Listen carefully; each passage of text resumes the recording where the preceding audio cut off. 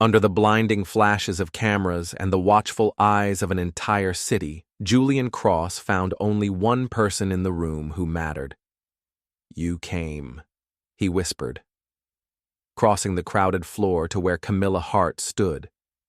$50 million, she asked, her voice trembling with 100 unspoken fears. Julian smiled, the kind of smile that stripped away titles, fortune, and legacy. "It's what the research deserves," he said. Then his voice softened, reaching for something far deeper. "But what do we deserve in that moment beneath the chandeliers and the weight of expectations?" The careful lie they had built together shattered into something real. "I love you," Julian said, his hands trembling slightly as he took hers in his. "Not for a contract, not for appearances, not for anyone else, just for you." And when Camilla answered, her voice thick with tears and wonder, "I love you too." Nothing else mattered. Not the cameras, not the headlines, not even the ticking clock that had once been counting down to goodbye. They had found something no business deal could ever buy, a future they chose together. The Lexington charity gala shimmered with a kind of ruthless beauty, chandeliers scattering fractured light over a sea of designer gowns and diamonded smiles. Among them moved Julian Cross, a 32-year-old tech billionaire who wore wealth and power like an impenetrable armor. Adjusting the cuffs of his Brioni tuxedo, he leaned slightly toward his assistant Damien, who shadowed him like a ghost. Another night of hollow handshakes and empty promises. Julian murmured, voice low, "Stay until the donation ceremony at least." Damien replied, hardly glancing up from his tablet, "And maybe, try smiling. Forbes has crowned you the Ice Emperor." Julian chuckled humorlessly, snagging a glass of champagne from a passing waiter. "Let them call me whatever they like," he said, swirling the glass lazily, "as long as the market listens to me." Across the cavernous ballroom, Camilla Hart, a 27-year-old marine ecologist, tugged gently at the neckline of her borrowed emerald gown. The dress glittered under the lights, but it felt foreign on her, a soldier's armor ill-suited for the battlefield she was about to enter. Tonight wasn't about glamour for her. It was about survival. Her research, 3 years of relentless sacrifice, had been dismissed by a single line scribbled by the man standing across the room. Her fingers tightened around her champagne flute as she searched the crowd. "He has to be here," she whispered to herself. And then there he was, Julian Cross, towering aloof, utterly unreachable. Their eyes met across the crowded room, a spark, not of attraction, of collision. Camilla's heart raced, but not from nerves, from purpose. Squaring her shoulders, she crossed the polished marble floor every step. "Steady, Mr. Cross," she said, offering her hand with practiced calm. Camilla Hart lead. Researcher at the Oceanus Preservation Initiative. Recognition flickered in his icy blue gaze, then extinguished. "Ah," Julian said coolly. "The fish people." The casual dismissal sliced deeper than she let show.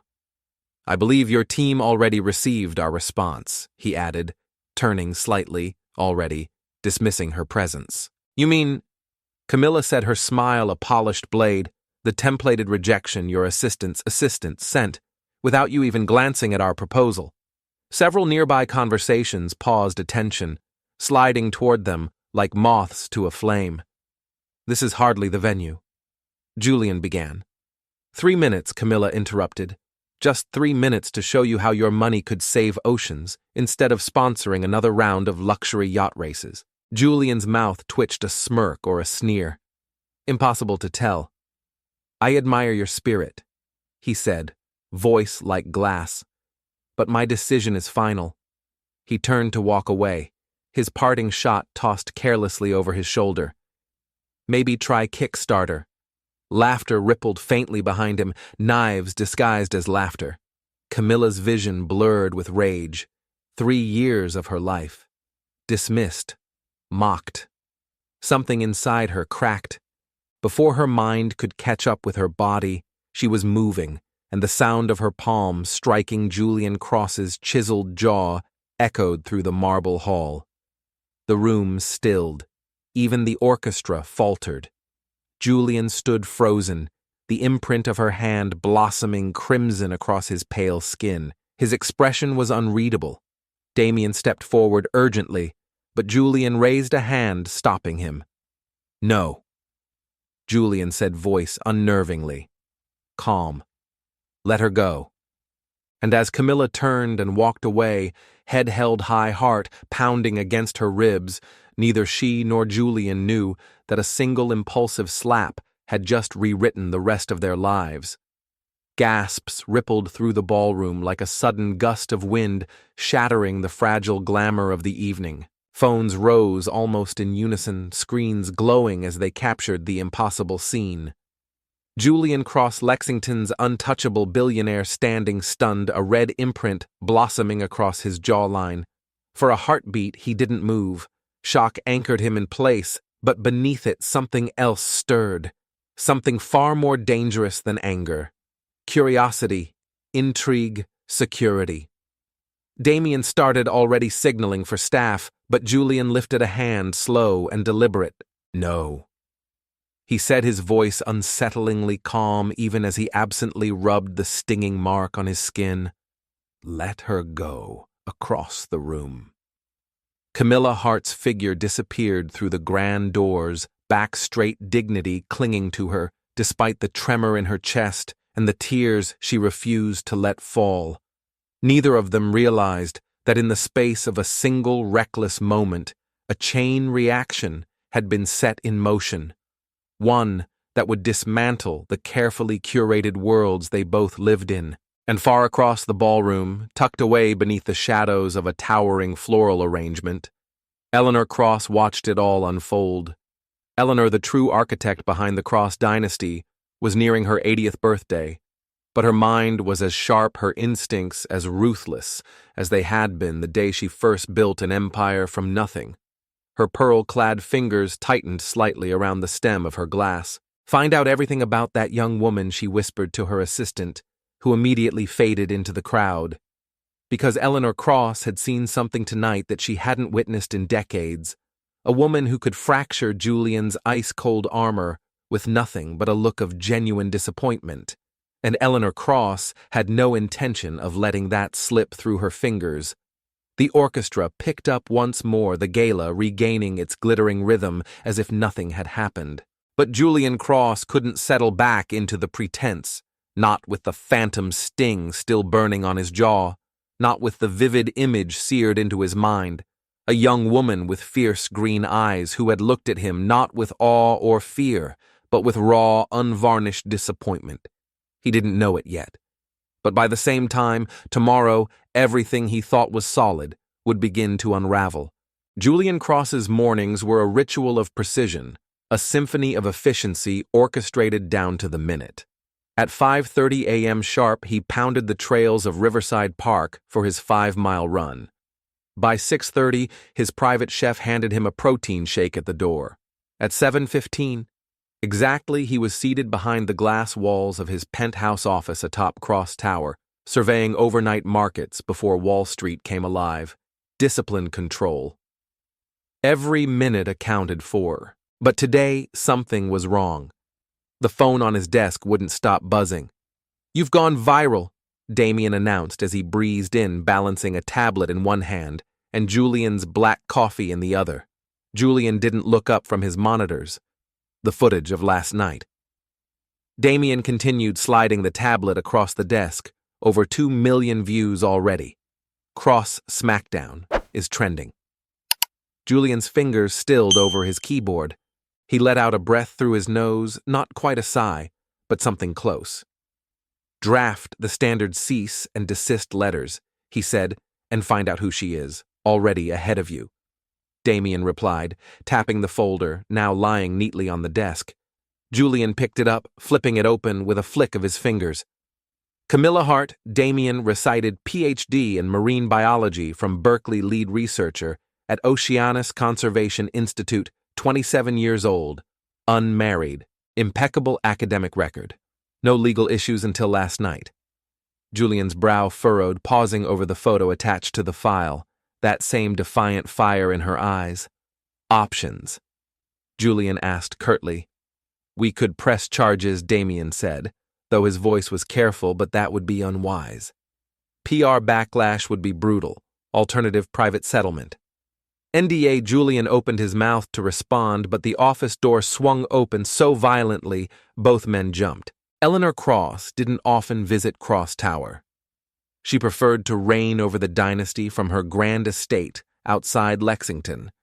But when she did appear, it was like the arrival of a storm. Inevitable, commanding, and utterly unapologetic. Cancel your day, she said crisply, seating herself in the leather armchair across from Julian without invitation. Damien vanished like smoke, pulling the door shut behind him. Julian closed the folder. Slowly. Grandmother, he greeted, voice neutral. To what do I owe the honor? Eleanor fixed him with a gaze that had once made oil magnates and prime ministers alike shrink back. You're familiar, she said evenly, with the terms of your grandfather's will, I assume. A muscle jumped in Julian's jaw. Of course, he said. Eleanor folded her hands neatly atop her lap, her diamond ring catching the morning light. You gain full control of Cross Holdings, she said, voice clipped and final, on your 35th birthday. Julian inclined his head, once. And as you well know, Eleanor continued, her smile sharp enough to cut glass, that control is contingent upon you being married. You conveniently keep forgetting. Eleanor Cross said coolly that your 35th birthday is 6 weeks away. Julian Cross shifted in his chair, jaw tightening ever so slightly. I've been occupied, he said, dismissive, the Singapore expansion. Rubbish. Eleanor cut in, her voice sharp enough to slice through glass. You've been hiding from your responsibilities. Without ceremony, she tossed a tablet onto his desk. On the screen glared a headline from the Lexington Times business section: Cross Aviation set to lose billions if CEO remains unmarried by June. Julian's hands balled into fists at his sides. Who leaked this? Eleanor's smile was razor-thin, unapologetic. I did, she said lightly, as if discussing the weather. The board is jittery, she continued. Without a succession plan, our stocks will bleed.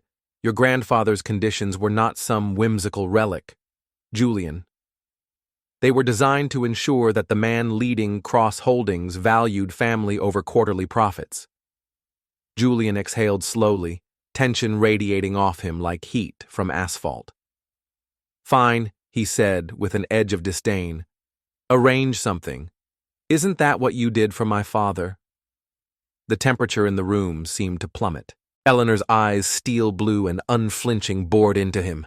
And look where that got us, she said, voice suddenly low. Your father's arranged marriage was a catastrophe. Cold, transactional, devoid of anything real. I will not make the same mistake again. She leaned forward, her presence filling the room. You, she said, need someone who sees you for what you are and doesn't flinch. Someone with principles, someone. Like the young woman who had the audacity to slap you across the face last night. Julian let out a dry laugh, short, incredulous. And then stopped, when he realized Eleanor wasn't joking. You can't be serious. He said, I am deadly serious. She replied, smoothing the immaculate lines of her white suit. I had my people look into Miss Hart overnight. She's perfect, brilliant, ethical. Immune to your charm, it seems she despises you. Julian stared at her, stunned, speechless. An excellent foundation for a cross marriage. Eleanor mused. Passion of any kind can be redirected. She stood collecting her clutch. I've invited her to lunch, you what? Julian's voice rose an octave today, to discuss reparations. Eleanor said smoothly, like it was the most natural thing in the world, I intend to offer her full funding for her research in exchange for 6 months of her time. Julian shot up from his chair so fast it nearly toppled backward into the floor-to-ceiling window. This is madness, he said, his voice raw with disbelief. Even for you, if you refuse. Eleanor said, walking toward the door without looking back. "You forfeit everything." She paused at the threshold, glancing over her shoulder. "Your shares, your control. All of it scattered to the board, like scraps to vultures. You'll have nothing but your trust fund, Julian. Is your pride worth $30 billion? Before he could summon a response, she smiled the same predator's smile she wore when closing hostile takeovers. "Lunch is at 1 o'clock, learner's den, don't be late." And then she was gone, the door clicking shut with finality. Julian stood in the middle of his glass fortress, staring blankly out at the sprawling skyline of Lexington. For the first time in years, something sharp and foreign twisted in his chest. Panic. Meanwhile, across town, in a tiny Brooklyn Heights apartment, where the ceilings leaked and the radiator coughed in winter, Camilla Hart was facing her own crisis, face buried in a pillow. She groaned, "I assaulted a billionaire." Her voice was muffled but filled with horror. "They're going to sue me into oblivion. I'll never work in science again. I'll have to change my name and start a goat farm in Montana." Her roommate Priya perched at the edge of the bed, clutching a chipped coffee mug and looking somewhere between concerned and entertained. "The video doesn't even show your face clearly," Priya offered, trying to be reassuring. "Maybe no one will realize it was you." Camilla was about to reply when her phone buzzed for the 20th time that morning. Unknown number. Priya winced sympathetically. Or maybe they already have.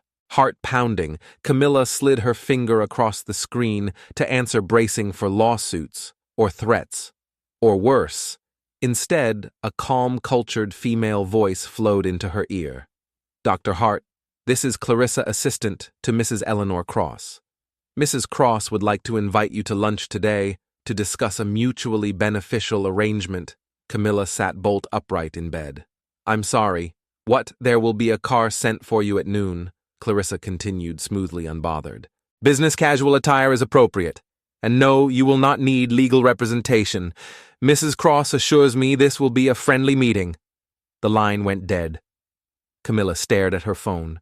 Priya leaned in, wide-eyed. "So not Montana." Camilla exhaled shakily. "Apparently not yet." Camilla ended the call, lowering her phone slowly across the room. Priya stared at her wide-eyed and gripping her coffee mug like a lifeline. "So, not Montana." Priya ventured, half in disbelief, half in awe. "Apparently not yet." Camilla muttered, her mind spinning. She pulled open the doors of her small closet, surveying the meager collection of worn blouses and faded skirts that could hardly be called a professional wardrobe. Her heart sank.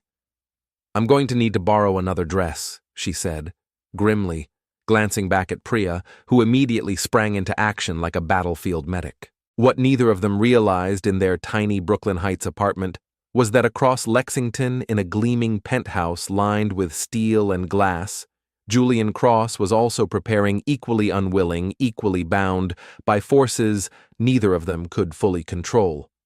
Their paths were about to collide again, and this time neither would walk away unchanged. Leonard was the kind of restaurant whose reservation book was filled months in advance, unless your last name happened to be Cross.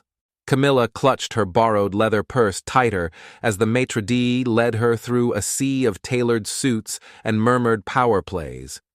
They reached a secluded alcove draped in soft lighting, where Eleanor Cross sat alone every inch, the queen she was draped in a tailored Chanel suit that likely cost more than Camilla's entire student loan debt. Dr. Hart Eleanor greeted, extending a hand with a smile that was both gracious and assessing. "Thank you for accepting my invitation. Please sit." Camilla smoothed the wrinkles from her borrowed sheath dress, Priya's emergency interview outfit, and took the offered seat, her stomach knotting tighter. "Mrs. Cross," she began hesitantly, "I should probably apologize for." "For last night," Eleanor interrupted smoothly, waving a perfectly manicured hand.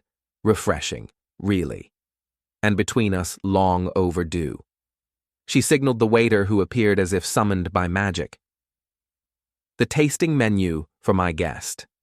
And I'll have my usual." After the waiter disappeared, Eleanor turned her full attention back to Camilla, her gaze sharp, measuring not hostile, but searching. "Tell me, Dr. Hart," Eleanor said, folding her hands lightly on the table. "What would you do with $10 million for your research?" Camilla nearly choked on her own breath. "Excuse me."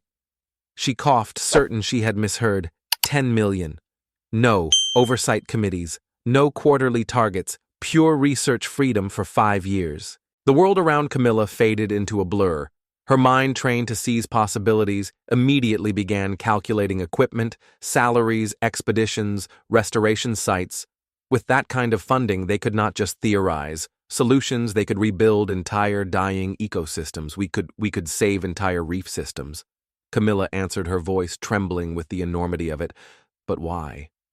She added more quietly, "Why would you—" Before Eleanor could reply, the energy of the room shifted. Heads subtly turned as Julian Cross himself approached their table, his expression perfectly blank, guarded behind a wall of immaculate composure. Camilla's heart skipped, a sudden jolt of nerves hitting her squarely. Eleanor's eyes twinkled with something suspiciously close to amusement. "Ah," she said lightly. "Right on time." Camilla caught the faintest glimmer of surprise in Eleanor's expression. Even she hadn't been sure he would come. "You two have met, Eleanor," added dryly, though perhaps not under the best of circumstances. Julian's eyes met Camilla's across the table. There was no anger there, only cool assessment. "Dr. Hart," he greeted with a slight nod. "Mr. Cross," Camilla replied, her voice steady despite the adrenaline spiking through her veins. "I owe you an apology," Julian began, but Camilla held up a hand instinctively. "Not necessary," she said. He didn't argue. Instead, he simply took the third seat, folding his long frame into the chair beside Eleanor. "I've been informed," he said, "that my rejection of your proposal was hasty." The tension wrapped around the table was thick enough to cut. A waiter appeared, another ghostly summons, and placed a flute of champagne before each of them. Eleanor lifted her glass with the poise of someone orchestrating a chess match. "To new beginnings," she said smoothly. Camilla took a sip, the bubbles doing little to settle her nerves. She set her glass down and, gathering her courage, asked bluntly, "I appreciate the lunch, but why am I here?" A slow smile curved Eleanor's lips, full of approval. Directness. "Good. I have a proposition that benefits us all." Camilla stiffened. "My grandson," Eleanor said, glancing meaningfully at Julian, "requires a wife. You require funding." She paused, letting the absurdity hang in the air for a delicious moment. "I propose a mutually advantageous arrangement." Camilla's champagne went down the wrong way. Coughing, she finally managed to croak out, "I'm sorry." What Julian's face remained perfectly composed, though she didn't miss the slight tightening of his jaw. "My grandmother," he said dryly, "believes in unconventional solutions." "Marriage is hardly unconventional," Eleanor corrected with a serene smile. "It's the oldest business transaction in history. A marriage of convenience." Eleanor Cross said crisply, as if discussing a business merger with very clear terms, "After 6 months, you'll receive your settlement, $10 million directed straight to your foundation."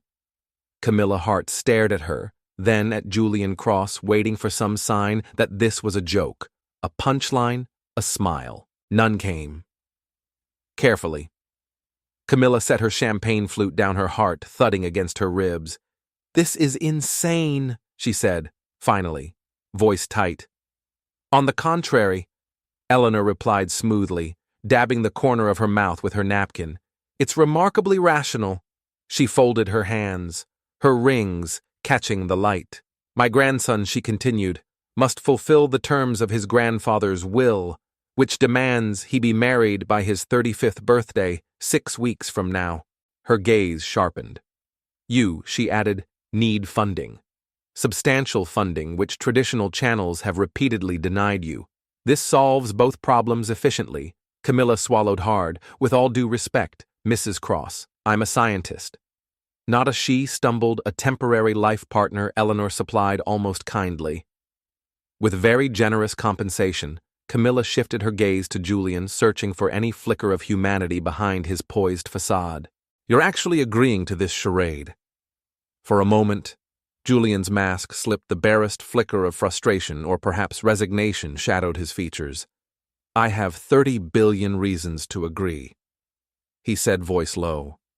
"The prenuptial agreement will be ironclad," Eleanor added briskly. 6 months minimum public appearances together as a couple. Absolute discretion regarding the nature of the arrangement, and upon dissolution, full transfer of funds to your foundation. Camilla's mind spun. $10 million enough to fund her entire team full-time.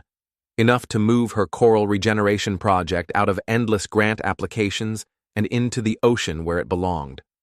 All she had to do was pretend to love a man who made her blood boil for half a year. She looked down at her hands.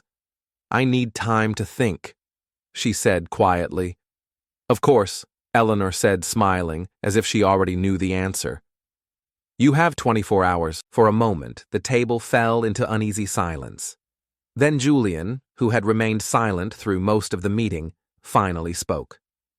"Dr. Hart," he said, rising, "may I speak with you privately?" Eleanor arched a perfectly shaped eyebrow but rose gracefully. "I'll give you two a moment," she said. "The crab course is exceptional, by the way." With a knowing smile, she drifted away toward the private lounge. Alone now, Camilla found herself facing Julian Cross at close range and for the first time noticing details that hadn't registered from a distance. The way the golden flecks in his blue eyes caught the light, the faint crease between his brows, the way his entire body seemed coiled, controlled, a man used to carrying the weight of an empire alone. "You don't have to do this," Julian said, voice quieter, almost hesitant. Camilla blinked, thrown. "I thought you needed this arrangement." "I do," he admitted. "But that doesn't mean you should give up 6 months of your life to fix my mess." There was something unexpected in his tone. Not vulnerability exactly, but a fissure in the perfect marble facade. "Why me?" she asked softly. "There must be hundreds of women who would jump at the chance to marry a billionaire, even temporarily." A ghost of a smile flickered at the corner of Julian's mouth. "Apparently," he said, "my grandmother thinks I need someone who sees me for who I really am. Not someone blinded by the cross name, someone who would slap you when you deserve it." Camilla said, unable to suppress a wry smile. "Exactly," Julian replied, the corner of his mouth twitching. For the first time since the slap, their eyes met, and neither looked away. Something tentative flickered there. Not hostility, not even resignation, understanding. Though Julian added dryly, "I'd appreciate if you could limit it to no more than once per fiscal quarter." Despite herself, Camilla laughed. A real laugh, startled and breathless. Julian's expression softened, as if her laughter had cracked something open inside him. "However, briefly, I still think this is absurd," she said, shaking her head. "It is." Julian agreed simply. "But my grandfather had a peculiar sense of humor, and his will is legally ironclad." Camilla looked down at her hands again, twisting the napkin between her fingers. Then she looked up at the man across from her, who had every advantage in the world, and yet somehow, in that moment, looked as lost as she felt. Across the table, Camilla Hart found herself staring at the man who could either become her greatest mistake or the key to saving entire coral reef ecosystems. "If I were to even consider this," she began slowly, every word weighed carefully, "I'd have conditions of my own." Julian Cross leaned forward slightly, his gaze sharpening as if for the first time he was truly seeing her, such as he asked. "My research comes first," Camilla said, spine straightening. "I'm not going to be paraded around as a trophy wife at endless galas just to appease shareholders." She took a deep breath, then added, "And I want the Cross Foundation to establish a permanent marine conservation division regardless of what happens between us." For a moment, she braced herself for the usual dismissal, condescension, maybe even a smirk. Instead, Something almost like respect flickered across Julian's expression. "You negotiate like a cross," he said, lips twitching. "I'll take that as an insult," Camilla shot back, but there was no venom in her voice, just dry humor. As Eleanor returned to the table, the air between Julian and Camilla had subtly shifted, and somewhere deep inside, Camilla realized she was actually terrifyingly considering saying yes to this insane arrangement. One look at the knowing glance exchanged between grandmother and grandson confirmed it. They knew it too. That evening, in the cramped warmth of their tiny Brooklyn Heights kitchen, Priya's voice rose to a pitch that made Camilla wince. "You agreed to what?" "A temporary marriage," Camilla repeated, hugging her fourth cup of tea like a lifeline. 6 months, $10 million, funding for the foundation. Priya paced back and forth, the worn floor creaking under her sneakers. "This isn't crazy, Cam," she said, throwing up her hands. "This is Hallmark Christmas movie levels of crazy, except with lawyers and New York real estate." Camilla pressed her palms against her eyes. "Don't you think I know that?" she said, her voice raw. "But Priya, do you understand what we could do with that money?" She dropped her hands, looking at her friend, her fellow fighter, desperately. "We could rehire everyone, deploy the prototypes within months. We could actually save Sentinel Reef." Priya stopped pacing. The legal mind in her word through risk assessments, clauses, worst-case scenarios, but the friend in her saw the stubborn hope burning in Camilla's eyes. "And all you have to do is marry Lexington's most emotionally unavailable billionaire," Priya muttered. "For 6 months," Camilla stressed, "with a bulletproof prenup protecting us both. You're not signing a single thing without me reviewing it first." Priya snapped, "All lawyer now." "Already requested the draft," Camilla assured her. "It should arrive tomorrow morning." Across town, high above the glittering Lexington skyline, Julian Cross stood by the floor-to-ceiling windows of his Tribeca penthouse, swirling a glass of scotch in his hand. Damien scrolled through the prenup draft on his tablet, eyebrows raising. "I can't decide," Damien mused, "whether your grandmother is brilliant or diabolical." Julian snorted quietly, still gazing out at the city lights. "Both," he said. "Definitely both, and Dr. Hart." She agreed. "Provisionally," Julian said, setting the empty glass down with a soft click, "pending legal review and a few conditions of her own." Damien looked up, curious. "She wants the Cross Foundation to establish a permanent marine conservation division." Damien blinked. "Honestly, that's not unreasonable." Julian nodded slowly, surprising them both.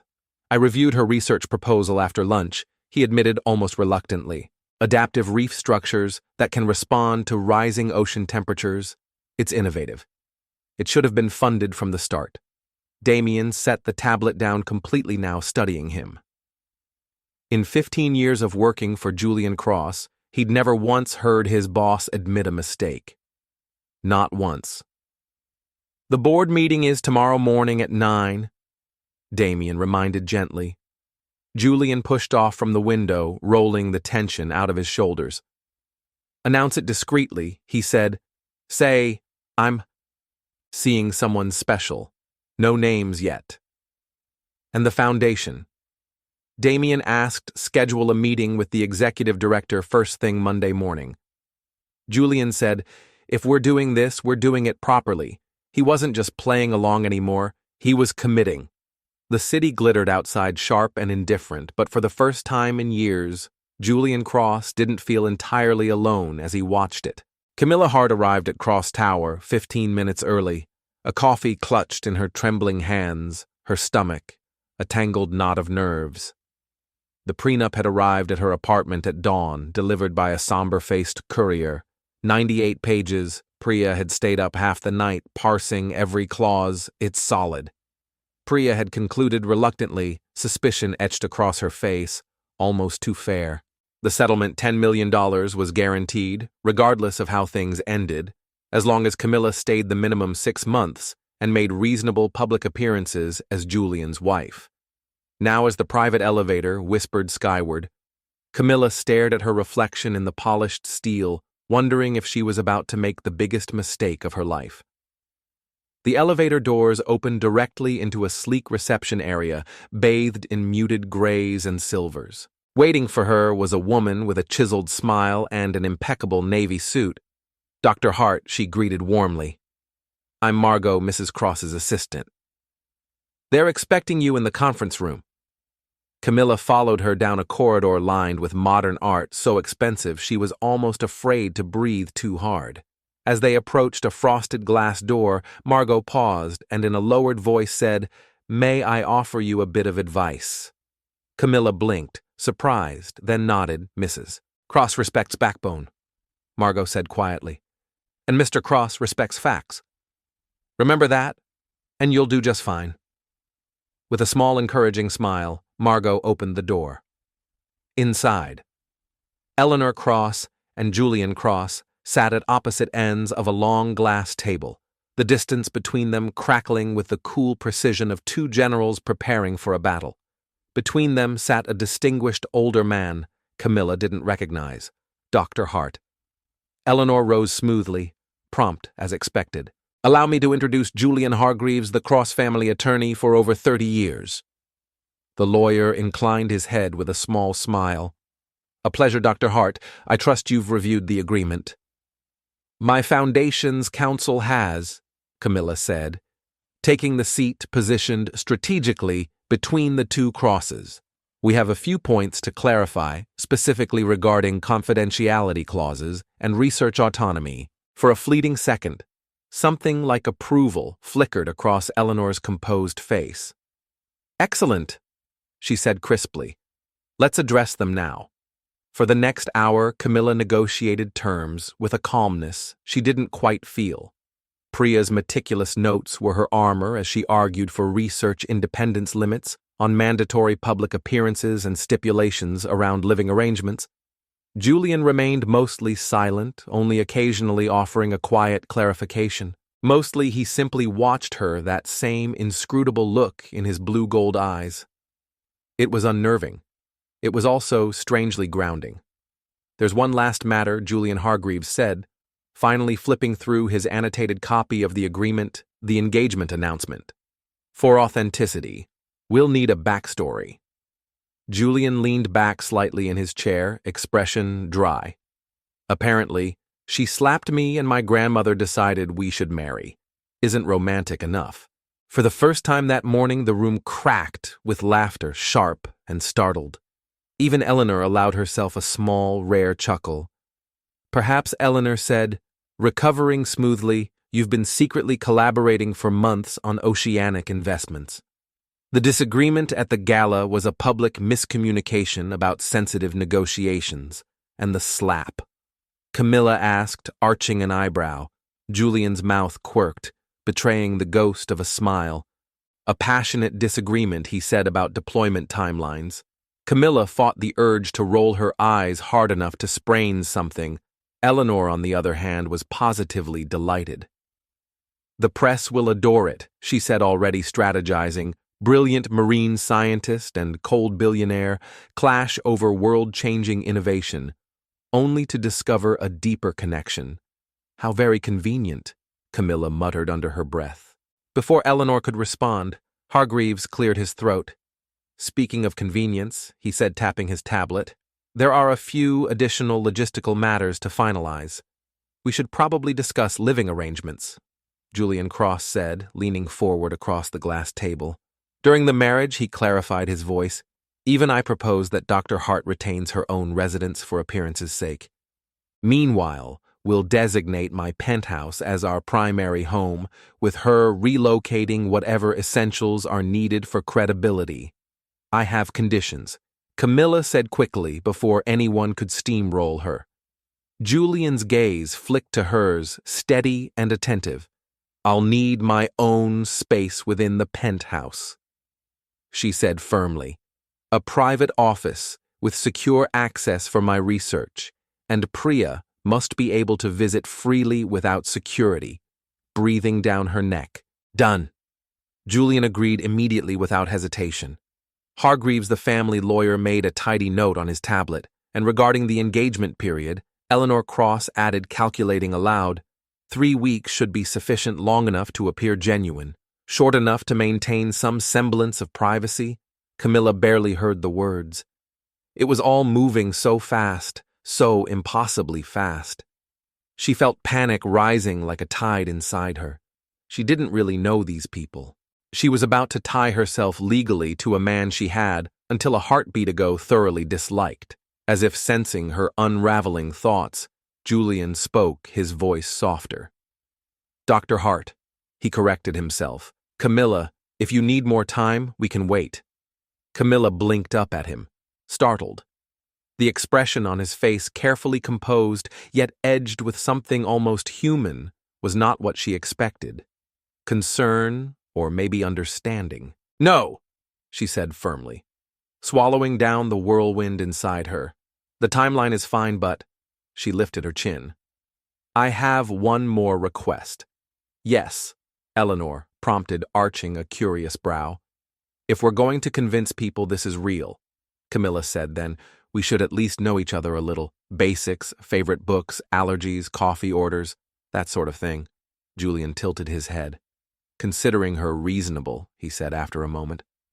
Eleanor clapped her hands together lightly, as if closing a deal. "Today is Friday," she noted. "Perhaps the two of you should spend the weekend getting acquainted."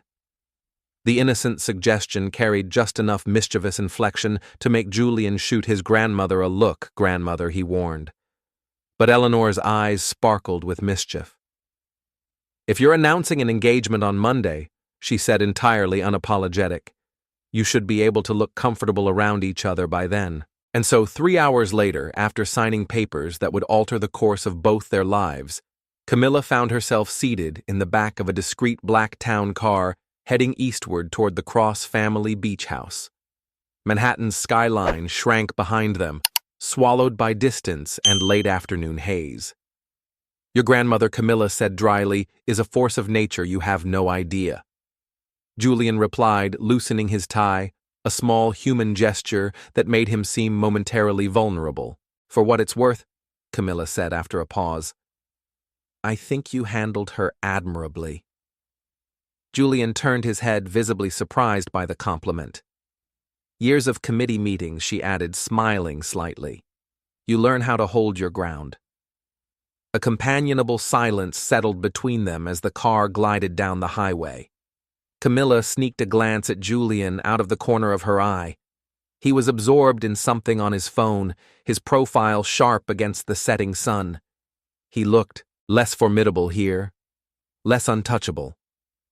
Just a man with extraordinary responsibilities and maybe extraordinary pressure on his shoulders.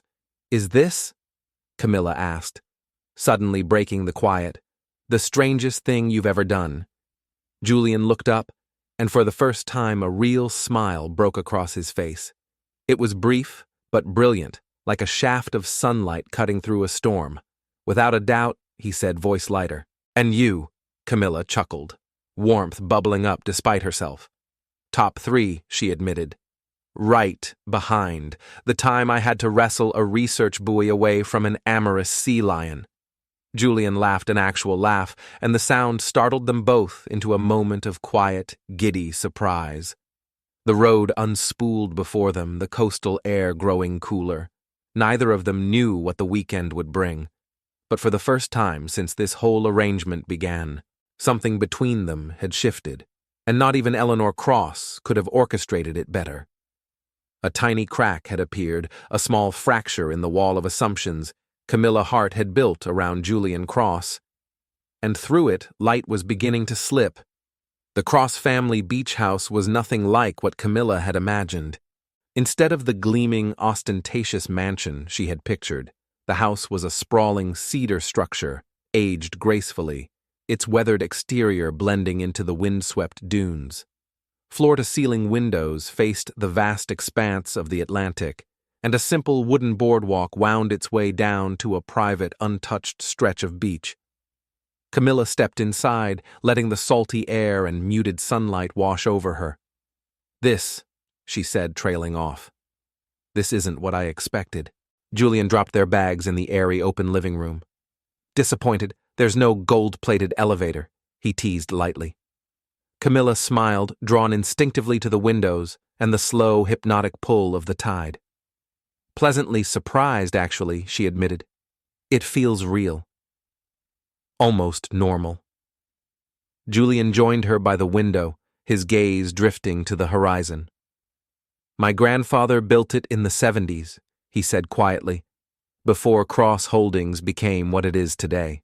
My father wanted to tear it down, build something grander, more fitting for the family's image, but my grandmother refused. There was a softness in his voice when he spoke of his grandfather, a rare vulnerability that made Camilla glance at him, curiosity stirring. You were close to him. The question seemed to touch something raw. Julian's expression shifted, shutters slamming closed behind his eyes. He taught me to sail in those waters, he said, voice stripped of its earlier warmth, before he died. Before Camilla could respond, an elderly man with a weathered face and a warm smile appeared from the kitchen. Mr. Julian, he said, his Scottish accent unmistakable, we weren't expecting you until next month. Julian's posture relaxed immediately, the stiff lines of his body easing. Change of plans. Morris, he said, this is Dr. Camilla Hart. She'll be staying with us this weekend. Morris's twinkling eyes crinkled at the corners as he inclined his head. A pleasure, Doctor. Hart, Mrs. Morris, and I will ready the guest suite right away. Julian cleared his throat.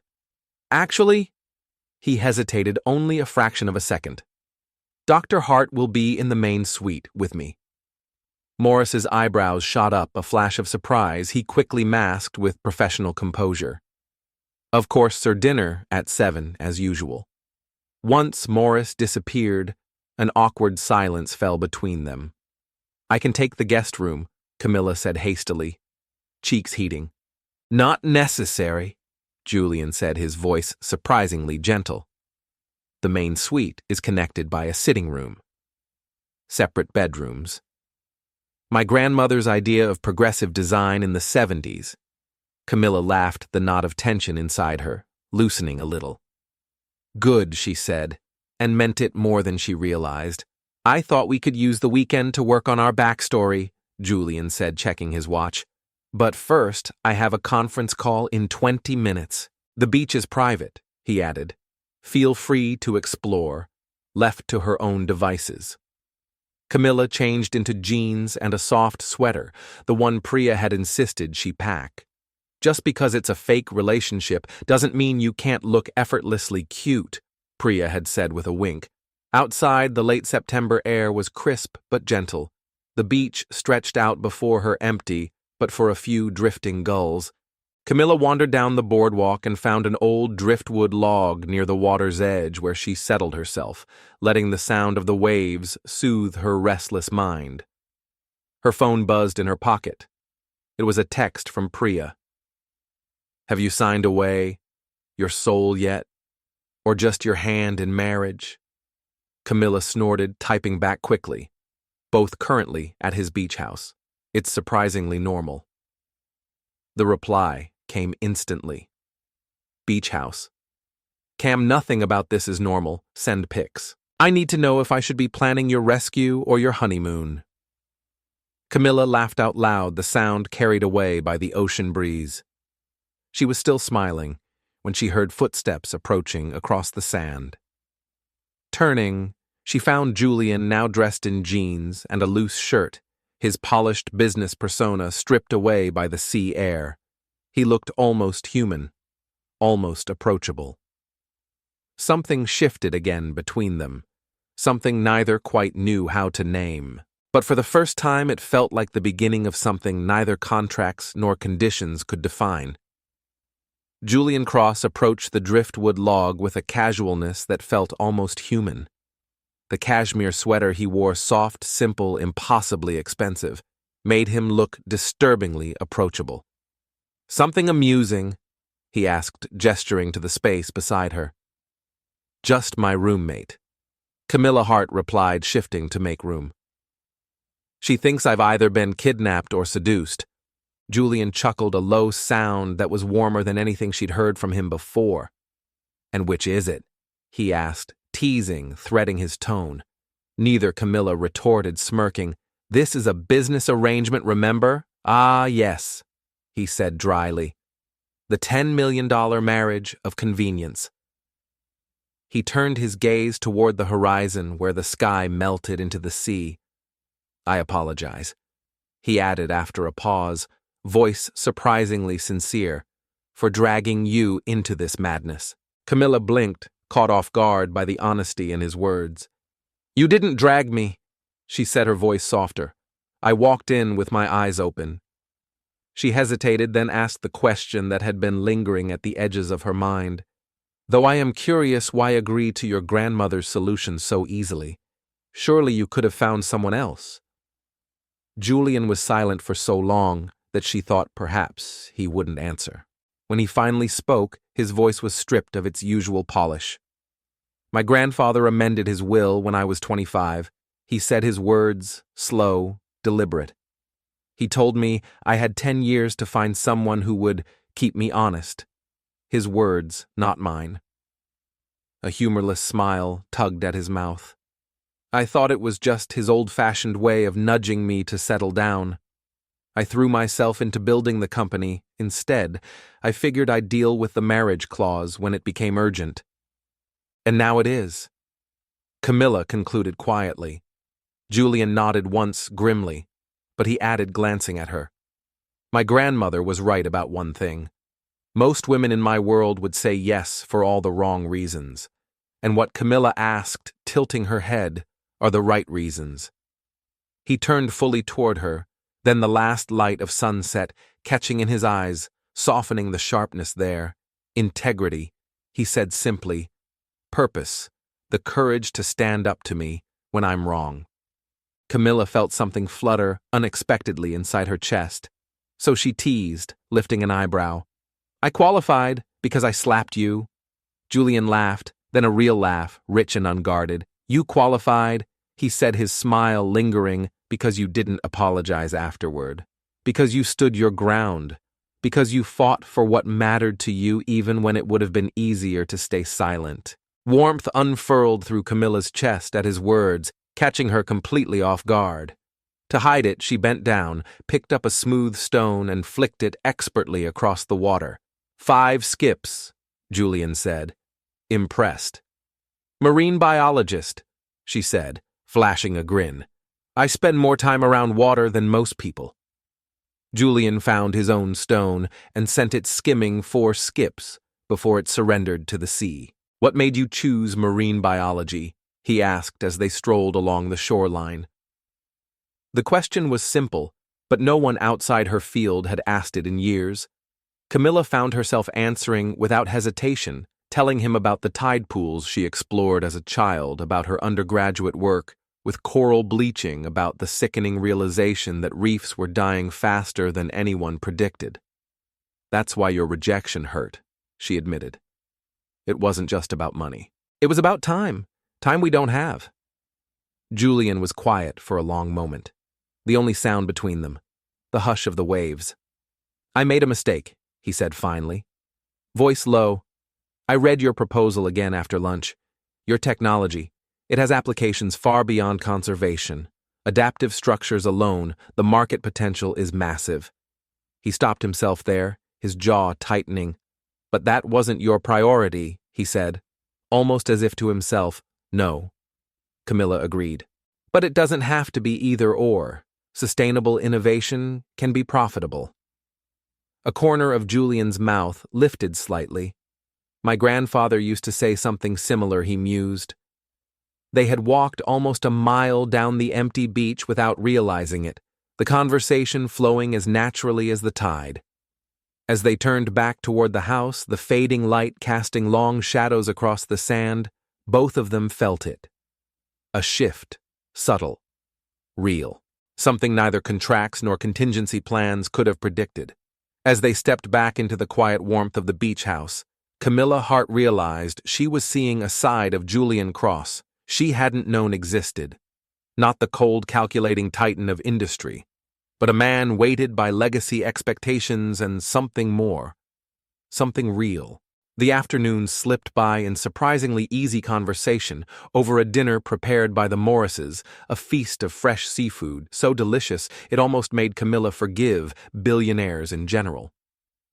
They discovered unexpected shared interests sailing historical fiction, a secret appreciation for 19th century naval history. By the time they retreated to the main suite, they had sketched out a reasonably convincing relationship timeline, so Camilla recounted curled up on the sitting room sofa, with a notepad balanced on her knees. We met at a sustainable investment conference in March. Began corresponding about research applications. Julian added, lounging in the opposite chair. First official date in May, Camilla continued Seafood Place in Montauk. You wore blue, Julian said without hesitation. Camilla looked up, sharply startled by the specificity. How did you know I even own a blue dress? A faint flush crept up Julian's neck, the first real crack in his polished armor she'd ever seen. You wore it to the Conservation Council meeting last spring, he said, voice low. I noticed it matched the presentation. Graphics, you were at that meeting, she asked, bewildered. I didn't see you. Julian shifted slightly, almost self-conscious. I sit on the board, he admitted. Anonymously, I prefer to observe. Without the influence of the Cross name, Camilla stared at him for a long moment, recalibrating everything she thought she knew. So she said, slowly, when I gave my preliminary research presentation, I was in the back row. Julian confirmed quietly, your passion was memorable. The air between them shifted, charged with a new awareness. Camilla became suddenly acutely conscious of how close they were sitting, how intimate the lamplight felt in the small sitting room. It's getting late, she said abruptly, gathering her notes as if they were a lifeline. Of course, Julian said, standing perhaps a little too quickly. Breakfast is usually around 8, but sleep as long as you like.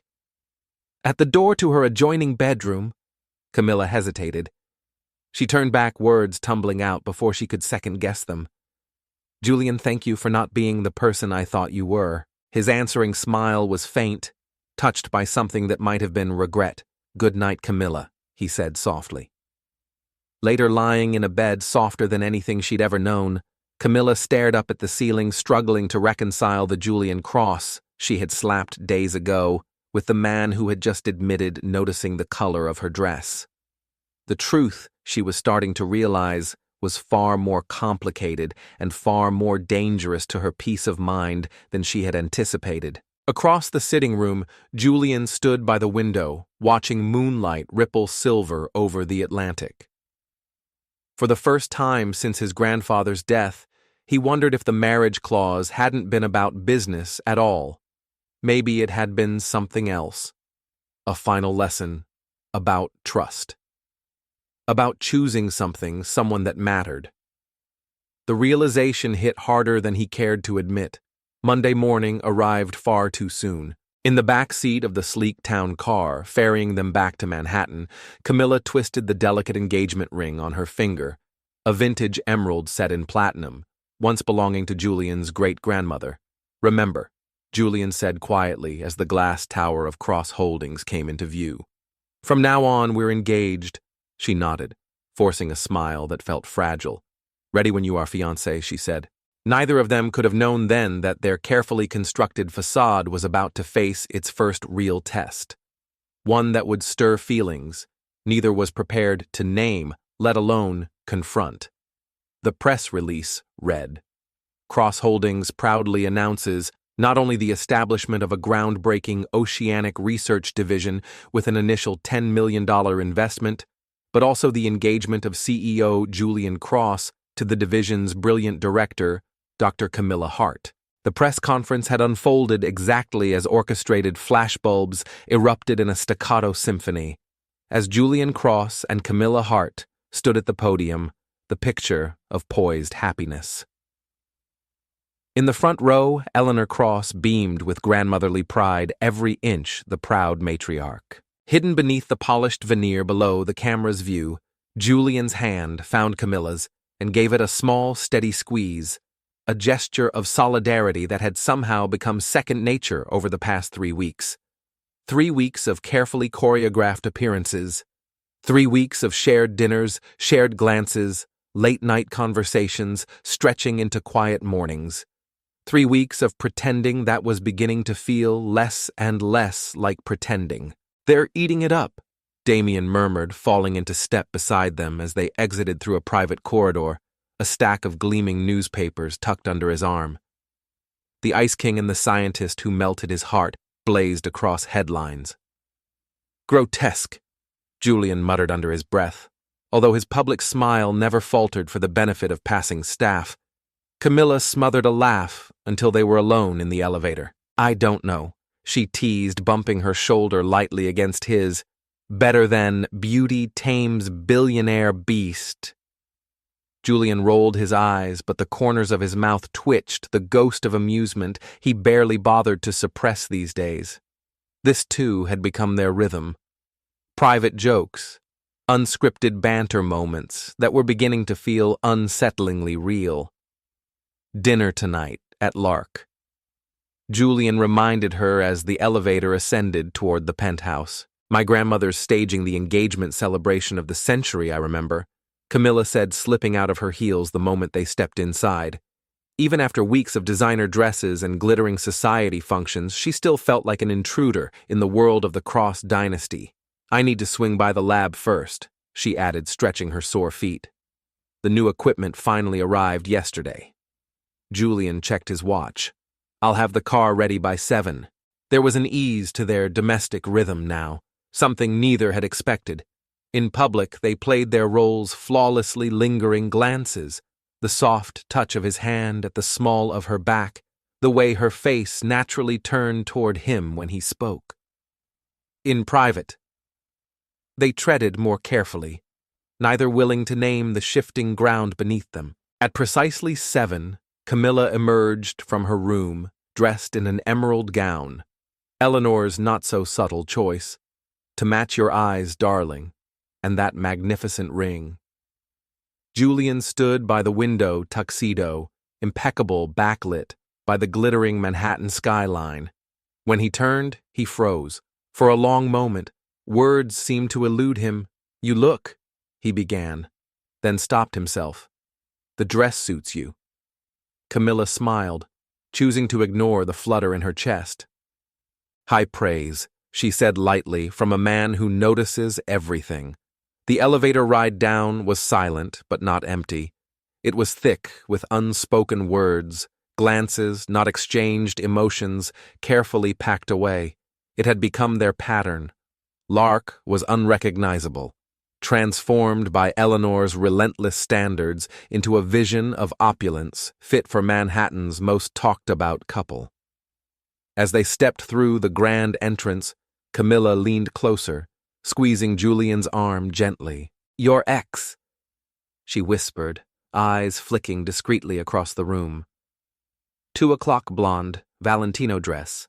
Enough diamonds to sink a yacht. Julian barely glanced. "Ah, Cassandra Winters," he murmured, his voice devoid of nostalgia. "Society pages used to call us Manhattan's perfect match." There was something in the way he said it, cool detached, until he added almost as an afterthought, until she suggested merging our families. His tone turned dry-edged with something darker. Camilla didn't press, sensing that sometimes silence spoke louder than sympathy. Instead, she slid her hand through his, squeezing once, and for a fleeting moment, standing beneath the glittering chandeliers, they weren't pretending any more foundations as well as our surnames. Julian Cross finished a dry humor, lacing his voice. Camilla Hart couldn't hold back a soft laugh. "You really do have commitment issues," she teased lightly. "Not issues." Julian corrected the corner of his mouth, tilting upward. "Standards." Before she could come up with a witty reply, they were swept into the oncoming Tide Board members, society matrons, city officials, all eager to bask in the glow of the Cross-Hart union. Through it all, Julian kept a steady hand at Camilla's waist, a reassuring anchor.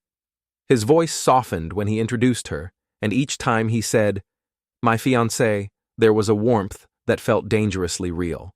It was during dessert that the complication they had both secretly feared finally appeared. Dr. Hart.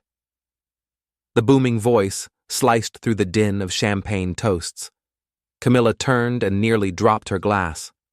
There, striding toward her with open arms, was Professor Alan Richards, her former doctoral advisor, her mentor, her fierce advocate. "What a magnificent surprise to find you here," he said.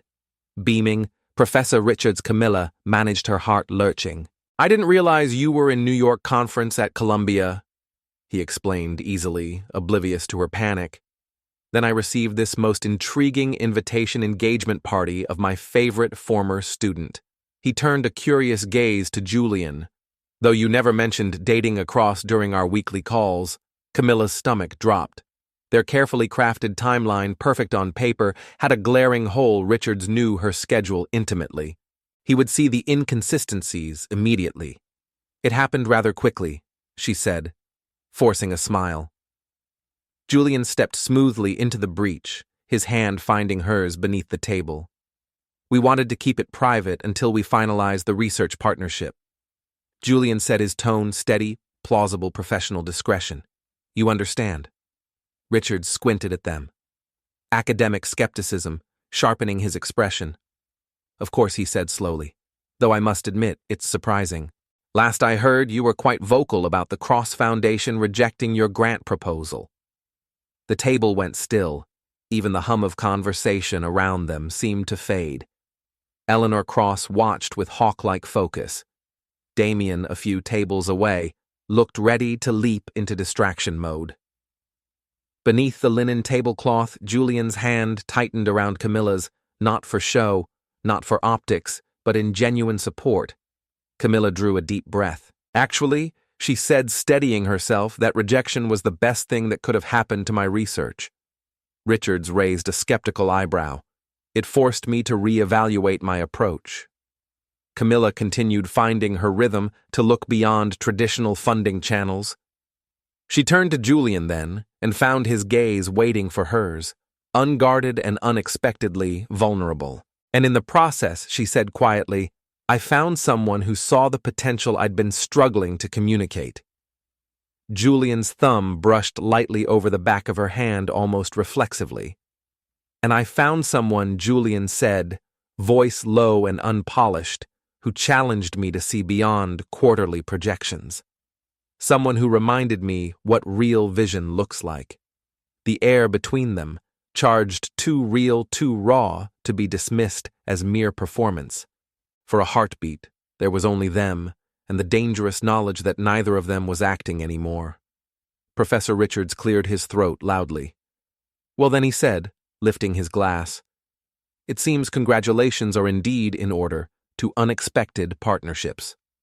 Glasses clinked. The crisis for now had passed, but something fundamental had shifted. As the evening wore on, Camilla found herself hyper-aware of Julian's presence, the light brush of his hand against hers, the brief, unguarded smiles when he thought no one was watching. This wasn't acting anymore, and the realization terrified her. When they finally returned to the penthouse, the city lights glittering behind them, the air between them was electric, heavy with words left unspoken. That was close. Camilla said, her voice barely above a whisper. Julian smiled, not his public, polished smile, a real one. Soft, a little tired, and somehow meant only for her. Camilla Hart kicked off her heels the second they entered the penthouse, collapsing onto the plush sofa with a groan. "I thought for sure Richards would expose us," she muttered, still half-wired with adrenaline. Julian loosened his tie, moving to the sideboard to pour 2 glasses of scotch. "You handled it brilliantly," he said, offering her one. Their fingers brushed in the exchange, a fleeting contact that left her pulse skipping. She took a sip, letting the warmth settle her nerves. "What you said back there?" Julian asked quietly, settling beside her closer than their usual careful distance. "About the rejection. Did you mean it?" Camilla looked at him over the rim of her glass, then lowered it carefully. Yes, she admitted, after a pause. Not at first, obviously. But now, she gestured to the space between them, the strange, precarious thing that had grown there. All of this happened because you said no. Julian gave a soft, disbelieving chuckle. Fate. He said, swirling his scotch, has a peculiar sense of humor. My grandfather would have approved. I think. The mention of his grandfather softened Julian's entire demeanor, stripped him of his usual detachment. He would have liked you. Julian added, voice rougher now. A silence stretched between them, heavy, but not uncomfortable. I've been thinking, Julian said, slowly watching the amber liquid catch the light, about what he really wanted with that clause. Camilla stayed very still, sensing the importance of this moment. I don't think he cared about succession. Julian continued. Not really. The man who taught me to sail wouldn't have cared about stock prices. He would have wanted me to find someone who reminded me, there's a world outside of boardrooms and quarterly earnings. The vulnerability in his voice made something ache deep in Camilla's chest. Before she could think better of it, she reached out and gently touched his hand. For what it's worth, she said softly. I think you're more like him than you realize. Their eyes met, and for one suspended, breathless moment, the pretense fell away entirely. Julian's gaze dropped to her lips. Camilla felt herself leaning in, drawn toward him by something deeper, something dangerous. And then the shrill ring of her phone shattered the fragile moment. It's Priya, she said, glancing at the screen with shaking hands. I should take this. Julian stood abruptly, his chair scraping back. Of course it's late. We should both get some rest. When Camilla finished the call, a frantic but unnecessary question about lab protocols, Julian had already disappeared into his room. The moment whatever it had been was gone. 2 months into their 6-month arrangement, Camilla was forced to confront a devastating truth. She was falling for her fake fiancé. The realization struck her during a cross-foundation board meeting as she watched Julian Sharp, composed passionate, defend the expansion of the Marine Research Division.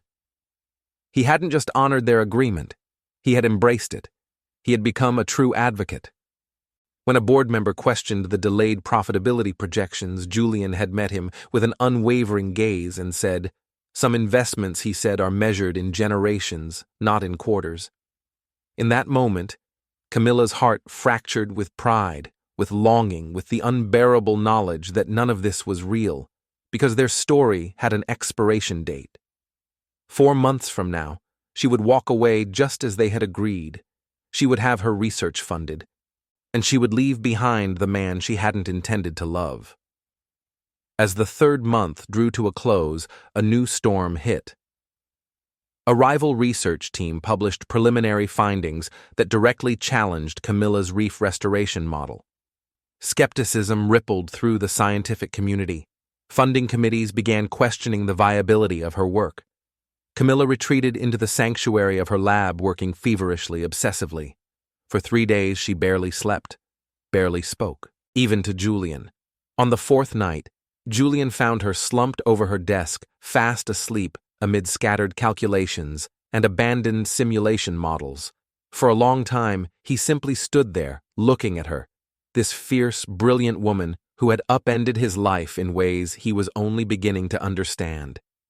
And then, moving quietly, he shrugged off his jacket and draped it gently over her shoulders, as if somehow protecting her from the battles she refused to surrender.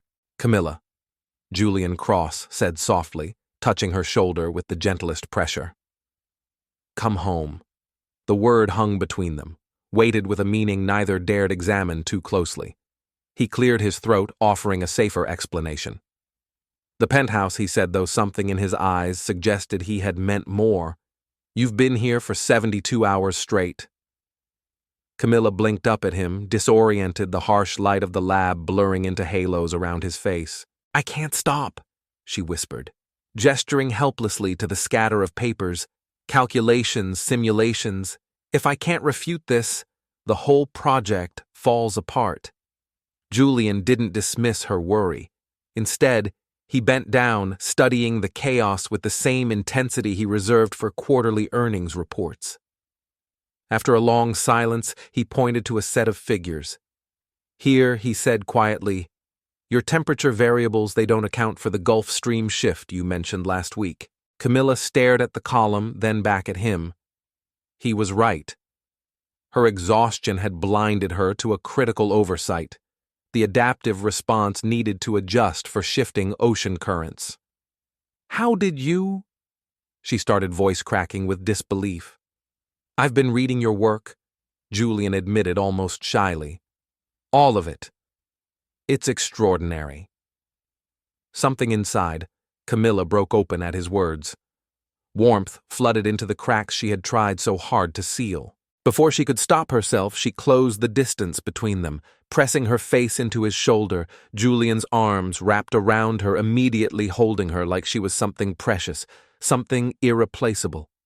"Thank you," she whispered against the fine weave of his shirt, "for believing in this." In me, Julian's hand came up, cradling the back of her head with aching tenderness. "Always," he murmured into her hair. They stayed like that longer than either would later admit, holding each other in the dim quiet of the lab, something vital, something unspoken passing between them. The following week, Camilla published a comprehensive rebuttal that silenced the skeptics and reaffirmed the viability of her reef restoration model. By the end of the month, the adaptive structures had officially moved into production testing. Everything on paper was perfect, except for the invisible countdown ticking away between them. 4 days before what would have been their 4-month anniversary, Eleanor Cross summoned them to her Upper East Side mansion for dinner.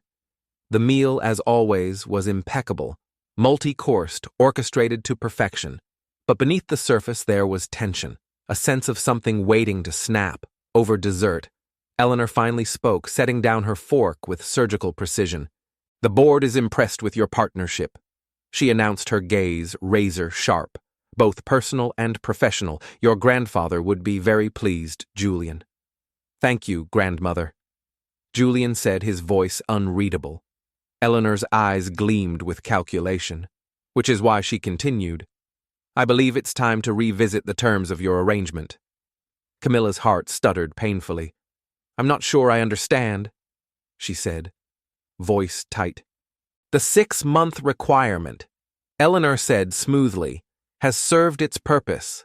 The succession is secure. The press adores your relationship. The research division is thriving." She leveled a piercing look at them both. "There is no need to continue the charade if you both wish to move on." The words landed between them like stones dropped into still water, sending ripples neither was ready to face. Move on. The very concept Camilla had carefully, desperately avoided thinking about. Julian's voice, when it came, was carefully neutral. "You're suggesting we end the arrangement early. I'm suggesting," Eleanor corrected, "that you both have choices now." Her gaze softened slightly when it turned to Camilla. "The funding is guaranteed, Dr. Hart, regardless of what happens. And Julian has fulfilled the terms of the will." The path back to freedom was laid out before them. Clean, simple. All they had to do was let go, and somehow that possibility was the most terrifying of all. "What happens next," Julian Cross said quietly, "is entirely up to you." The drive back to the penthouse was cloaked in silence, heavy, dense, with everything they didn't know how to say. When they arrived, Julian moved on instinct, pouring 2 glasses of scotch, their post-event ritual. But tonight, it felt different. Final, fragile. Camilla Hart cradled her glass, staring into the amber swirl. "So," she said finally, her voice too steady, "freedom beckons." Julian didn't answer right away. He stared down at his drink as if it held answers he wasn't ready to face. "Is that what you want?" he asked at last. "Freedom." The question hung there, deceptively simple. "Impossibly complicated, I want?" Camilla began, but the words faltered on her lips. What did she want? The research funding was secured. Her career had never looked brighter, and yet the thought of walking away from him, carved a hollow ache in her chest that she couldn't ignore. Perhaps Julian said carefully, "This is a conversation best had after some reflection." Camilla nodded, grateful for the escape he offered, yet hating it too. Just once she wished he would drop the walls. Just once she wanted to see the truth in his eyes instead of the perfect, polished composure. "Good night, Julian," she said softly, retreating to her room. Morning brought no clarity. After a restless night staring at the ceiling, Camilla made a decision. She needed distance, perspective. She left a note on the kitchen counter, brief, apologetic, and slipped out before Julian stirred. Back in her cramped Brooklyn apartment, surrounded by towers of academic journals and the comforting chaos she had once called home, Camilla tried to untangle the knot inside her chest. "You're in love with him," Priya said bluntly, on Camilla's second night home, plopping onto the bed beside her and offering a pint of ice cream like a peace offering. Camilla scoffed weakly. "It wasn't supposed to be real," she protested. "But it is real," Priya insisted. "And from what you've told me, it's real for him too. Then why hasn't he said anything?" Camilla demanded. "Why hasn't he even called?" Priya shrugged. "Maybe for the same reason you ran away instead of telling him how you feel." She sighed dramatically. "You scientists are hopeless when it comes to basic human emotions." On the third day of her self-imposed exile, a message arrived from Damien press conference tomorrow, 10:00 a.m. "Your presence requested but not required. Curious." Camilla pulled up the announcement online. Cross Holdings was launching the Marine Conservation Initiative, her project moving forward without her. The hollow ache twisted deeper. That night, Camilla made her decision. The press conference was already underway when she slipped quietly into the back of the auditorium. Julian stood at the podium, every inch, the composed CEO, impeccable, unflappable. But Camilla, who knew him now in ways no one else did, could see the tension in the rigid set of his shoulders, the slight tightness around his eyes. "The Cross Foundation," Julian was saying, his voice steady, "is committed to leading the private sector in sustainable ocean initiatives." Camilla froze. He wasn't reading the speech they'd prepared. He was rewriting everything, beginning with an initial investment of $50 million. A soft gasp escaped her lips. The original commitment had been $10 million. He had quintupled it, and Julian continued establishing a 10-year partnership with research institutions worldwide. The room stirred, the buzz growing louder, but Julian's voice never wavered. "Because some investments," he said, his gaze sweeping the audience, "transcend quarterly projections. Some investments are about the future we choose to create." And then his eyes found hers. Across the sea of faces, across the flashing cameras, Julian Cross saw her. Only her for a breathless, suspended moment. Camilla forgot the crowd, the cameras, the carefully constructed walls between them, because something passed between them, silent and certain, recognition, acknowledgement, possibility. After the presentation, Julian cut through the press like a man with a singular mission. Reporters trailed in his wake, shouting questions. He didn't hear. His eyes, his heart were fixed on one thing, or Mr. Cross. "Where is your fiancé today, will Dr. Hart be leading the new initiative? Are the wedding plans still on schedule?" The reporter's questions blurred into meaningless static. Julian Cross heard none of them. He had eyes and focus for only one thing, Camilla Hart. When he reached her, the rest of the world seemed to dissolve away like mist under sunlight. "You came," he said simply, breathless with relief. $50 million, she asked. In reply, disbelief softening her voice, Julian smiled, a smile meant only for her. "It's what the research deserves." His expression shifted, then becoming something far more vulnerable. "But what about us?" Her voice broke slightly as she whispered it. "What do we deserve?" Julian around them. The room fell silent, sensing the weight of the moment unfolding. Across the crowd, Eleanor Cross watched with quiet satisfaction, a knowing smile tugging at her lips. "I've been thinking about that," Julian said, taking her hands in his. His palms were steady, but his fingers trembled just slightly against hers. For 3 days he continued, voice low but unwavering, "Ever since you left.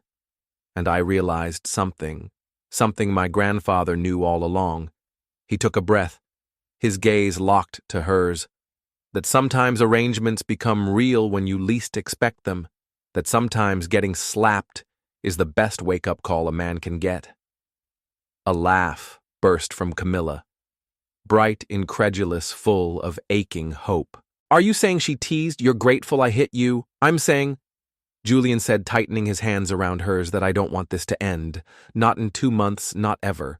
The world faded into a blur of lights and murmurs. Only him, only her. "I love you, Camilla Hart," Julian said, his voice breaking just slightly. "Not for a contract, not for a board vote, not for a legacy." He smiled, the kind of smile you only give once in your life. "I love you," he whispered, "for you. Brilliant, fierce, stubborn, unstoppable." The cameras flashed around them, capturing a moment that had started as fiction, but had become something stunningly, beautifully real. Tears blurred Camilla's vision, but her voice was steady when she said, "I love you too," and she didn't care who heard, but she added, grinning through her tears, "I'm keeping my lab in Brooklyn." Julian laughed, a sound so free, so utterly unguarded, that Camilla felt her heart soar. "I wouldn't have it any other way," he said, and when he kissed her there under the flashing lights and the expectant eyes of the world, there was nothing staged about it. It was real, it was raw, it was theirs, a billionaire and a scientist who had somehow found everything they needed in the last place. Either of them had thought to look. 6 months later, they were married on the beach behind the old cedar house, where the ocean whispered its blessing across the dunes. Morris officiated, grinning like a proud uncle, while Eleanor watched from the front row, looking smug enough to have orchestrated the entire universe. Their vows included solemn promises to protect the oceans, to respect each other's work, and to strictly enforce a limit of 1 slap per marital disagreement. At the reception, Priya caught the bouquet and, without hesitation, handed it straight to Damien, who for the first time in 15 years blushed scarlet to the tips of his ears. Later, beneath a sky dusted with stars, Julian pulled Camilla close as they danced barefoot in the sand. "You know," he murmured against her hair, "this was the best business arrangement I ever made." Camilla laughed, tilting her head up to kiss him. "And the best slap I ever delivered," she teased. Then she rose on her toes, kissed the man who had once been her adversary, then her partner, then against every odd, her perfectly imperfect forever. And so, what began as a business arrangement became something far greater than either of them had ever imagined. Julian Cross, the man once known as the Ice King, and Camilla Hart, the fierce, brilliant scientist, discovered that love doesn't always arrive in the way we expect. Sometimes it sneaks up in moments of frustration, in battles of will, in the quiet bravery of choosing someone over certainty. Against the backdrop of boardrooms, contracts, and high society expectations, they found something real, something worth risking everything for. They proved that even the most carefully constructed plans can't contain the wild, beautiful chaos of falling in love, because sometimes the best kind of love is the one you never saw coming. If this story touched your heart, make sure to like, share, and subscribe to our channel. We have so many more unforgettable stories waiting for you. Thank you for watching, and until next time, keep believing in unexpected miracles.